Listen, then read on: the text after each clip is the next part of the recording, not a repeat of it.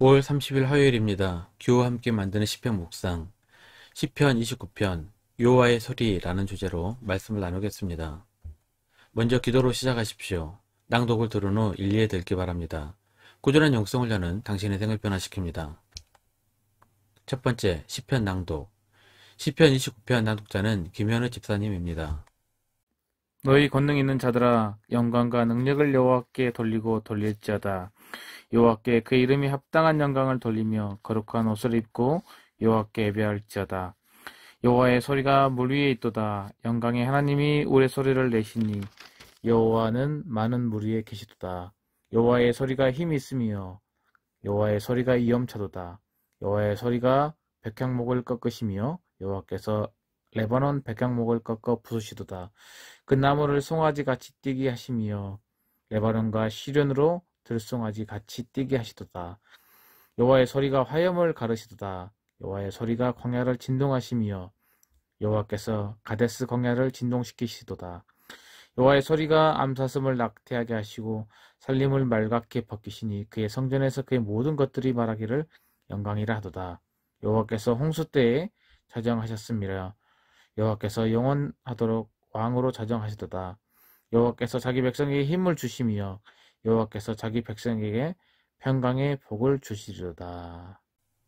두 번째, 시편 29편 해설. 시편 29편의 특징은 간구나 요청이 전혀 없고 오직 찬양으로만 가득 차 있습니다. 하나님의 영광을 찬양하는 송영의 시입니다. 이 시편은 가장 아름답다고 손꼽히는 시 중 하나입니다. 우리 교회에서도 성시교독으로 종종 사용합니다. 하나님의 영광을 찬양하기에 매우 좋은 시이기 때문입니다. 내용이 어려운 것은 없지만 정확히 이해하기 위해 공부해야 할 몇 가지 단어들이 있습니다.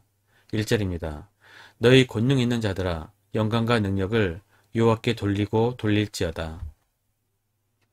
권능 있는 자들은 직역하면 신들의 아들들입니다. 몇 가지 해석이 가능한데 천사, 이방신, 통치자입니다.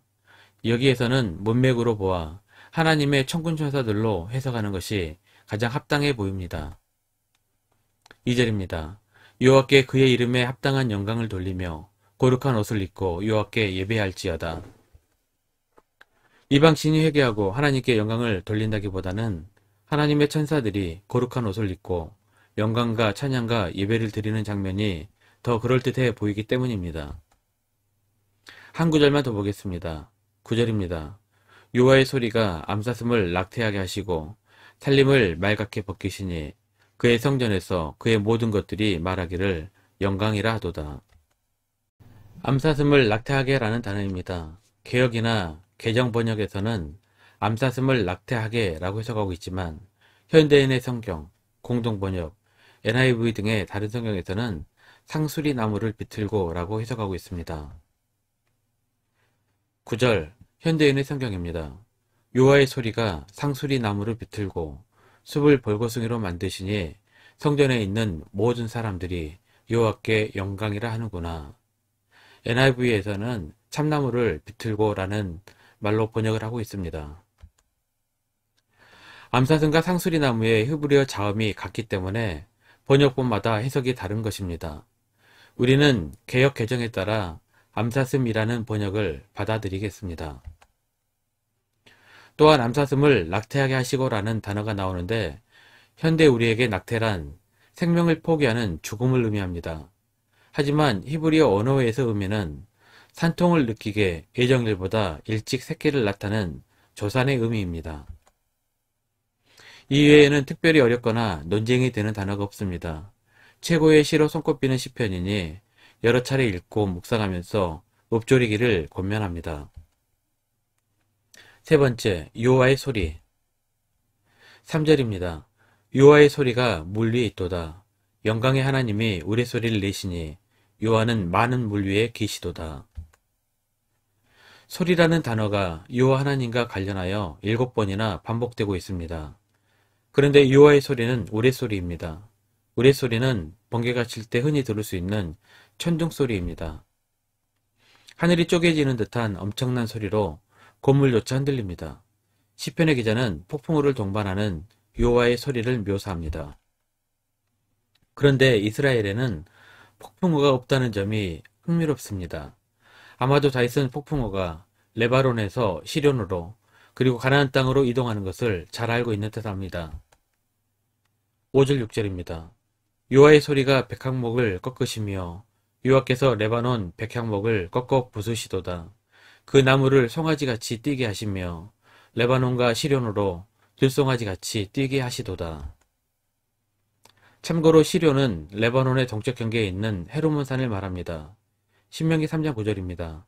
헤르몬산을 시돈 사람들은 시련이라 부르고 아모리 족속은 스닐이라 불렀느니라. 폭풍우를 동반한 여호와의 소리는 그 당시 바알을 숭배하고 있었던 이방 민족에 대한 하나님의 승리를 의미합니다. 고대 국가에서는 자연을 신격화했습니다. 자연현상이 두려웠기 때문입니다. 특히 가나안 땅에서는 여러 신들이 있었습니다. 가나안 신 중 우두머리 신은 엘입니다. 우주를 창조했고 인간에게 자비와 호의를 베푼다고 믿었습니다. 다음으로 바알과 아세라가 가장 잘 알려진 신입니다. 아세라는 엘의 아내이자 가나안 신들의 어머니 신입니다. 바알은 가나안 신들 중 상위에 속한 신입니다. 가나안 신화에 의하면 난폭한 바다의 신 얌과 싸워 굴복시키고 최고의 신으로 숭배를 받게 됩니다. 이스라엘에서 가장 널리 퍼진 우상 신이기도 합니다. 바알은 이방 민족에서 폭풍우와 비 그리고 풍요의 신이었습니다. 시편 29편에서 폭풍우를 동반한 여호와의 소리는 가나안 땅의 평배에 있었던 바알 등의 우상을 깨뜨리시는 하나님의 권능을 의미합니다. 백향목은 성전에도 쓰인 매우 강한 나무입니다. 레바논과 시리아 등 이방과 가나안 땅에서 매우 강한 신들도 하나님의 권능 아래에 꺾이고 무너지고 흔들리게 됩니다. 8절 9절입니다. 여호와의 소리가 광야를 진동하시며 여호와께서 가데스 광야를 진동시키시도다. 여호와의 소리가 암사슴을 낙태하게 하시고 살림을 맑게 벗기시니 그의 성전에서 그의 모든 것들이 말하기를 영광이라 하도다. 다윗은 신들 중 참신은 왕이신 하나님밖에 없음을 노래합니다. 10절입니다. 여호와께서 홍수 때에 자정하셨으며 여호와께서 영원하도록 왕으로 자정하시도다. 하나님께서는 폭풍우와 영적 전쟁 중에서도 자신의 자녀들에게 힘을 주시고 샬롬을 주실 것입니다. 11절입니다. 여호와께서 자기 백성에게 힘을 주시며 여호와께서 자기 백성에게 평강의 복을 주시리로다. 말씀 요약합니다. 참 하나님만을 섬기는 우리는 복된 사람들입니다. 여호와께서 힘과 평강의 복을 주실 것입니다. 1년 성경 일독 주간 계획입니다. 오늘 화요일 10편 11편에서 13편까지 말씀을 천천히 묵상하십시오. 5월 중보기도 제목입니다. 5가지 기도 제목을 놓고 충분히 기도하시고 교회와 개인 기도의 시간을 가지시길 바랍니다. 가정에서 기도하기 힘드신 분들은 교회 나오셔서 주중 기도의 시간을 이용하시면 됩니다. 주중 기도는 새벽 6시부터 밤 10시까지입니다. 하루 30분씩 최선을 다하시기 바랍니다. 그러면 여러분의 삶이 변화될 것입니다. 영상을 다 보신 분들은 확인 문자를 보내시거나 유튜브에 댓글로 달아주시면 정기적인 영성 훈련에 도움이 될 것입니다. 오늘 하루도 승리하시기를 기도합니다.